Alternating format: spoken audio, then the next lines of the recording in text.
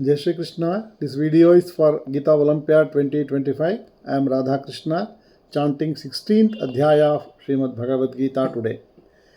Om Shri Paramatmane Namaha. Srimad Bhagavad Gita Atha Shodashodhyayah.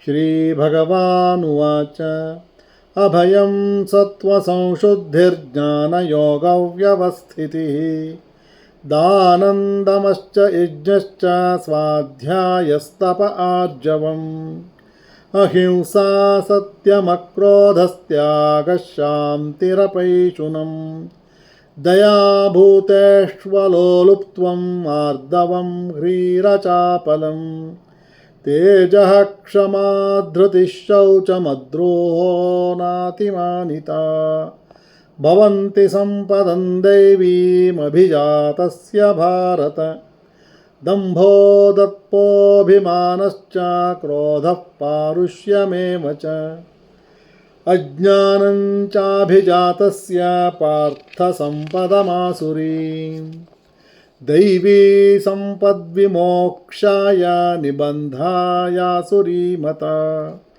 मा शुचः सम्पदं दैवीमभिजातोऽसि पाण्डव द्वौ भूतसर्गौ लोकेऽस्मिन् दैव आसुर एव च दैवो विस्तरशः प्रोक्ता आसुरं पार्थ मे शृणु प्रवृत्तिं च निवृत्तिं च जनान विदुरासुराः न शौचन्नापि चाचारो असक्तं तेषु विद्यते असत्यमप्रतिष्ठन्ते जगदाहुरनीश्वरम् अपरस्परसम्भूतं किमन्यत् कामहैतुकम् एतां दृष्टिमवष्टभ्य नष्टात्मानोऽल्पबुद्धयः प्रभवन्त्युग्रकर्माणः क्षयाय जगतो हिताः काममाश्रित्य दुष्पूरं दम्भमानमदान्विताः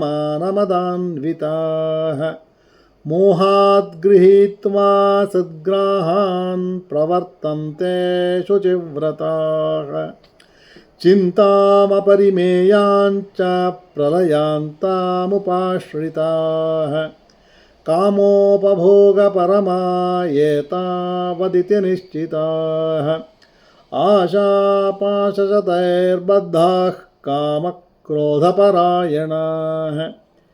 ईहन्ते कामभोगार्थमन्यायेनार्थसञ्चयाम् इदमद्य मया लब्धम् इमं प्राप्स्ये मनोरथम् इदमस्त्येदमपि मे भविष्यति पुनर्धनम् असौ मया हतः शत्रुर्हनिष्ये चापरानपि ईश्वरोऽहमहं भोगी सिद्धोऽहं बलवान् सुखी आढ्योऽभिजनवानस्मि कोऽन्योऽस्ति सदृशो मया यक्ष्ये दास्यामि मोदिष्य इत्यज्ञानविमोहिताः अनेकचित्तविभ्रान्ता मोहजालसमावृताः